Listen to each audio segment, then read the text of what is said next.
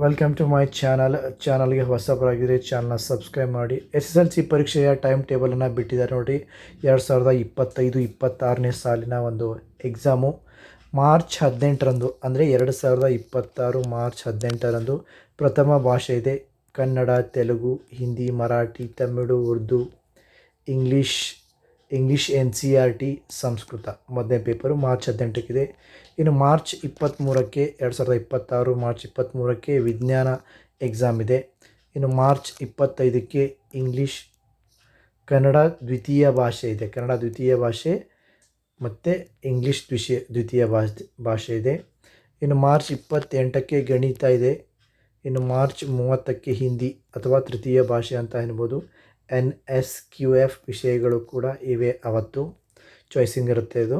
ಇನ್ನು ಏಪ್ರಿಲ್ 1ಕ್ಕೆ GTS ವಿಷಯಗಳು ಮತ್ತು ಎಕನಾಮಿಕ್ಸ್ ಇರುತ್ತೆ. ಇನ್ನು ಏಪ್ರಿಲ್ 2ಕ್ಕೆ ಸಮಾಜ ವಿಜ್ಞಾನ ಅಂದರೆ ಸೋಷಿಯಲ್ ಸೈನ್ಸ್ SS ಇದೆ. ಸೊ ಇದಿಷ್ಟು ಒಂದು ಎಕ್ಸಾಮ್ನ ಮಾಹಿತಿ ಫ್ರೆಂಡ್ಸ್. ಚಾನಲ್ಗೆ ಹೊಸಬರಾಗಿದೆ ಚಾನಲ್ ಸಬ್ಸ್ಕ್ರೈಬ್ ಮಾಡಿ. ಮತ್ತೇನಾದರೂ ಮಾಹಿತಿ ಬೇಕಾದರೆ ಕಮೆಂಟ್ ಬಾಕ್ಸಲ್ಲಿ ಕಮೆಂಟ್ ಮಾಡಿ.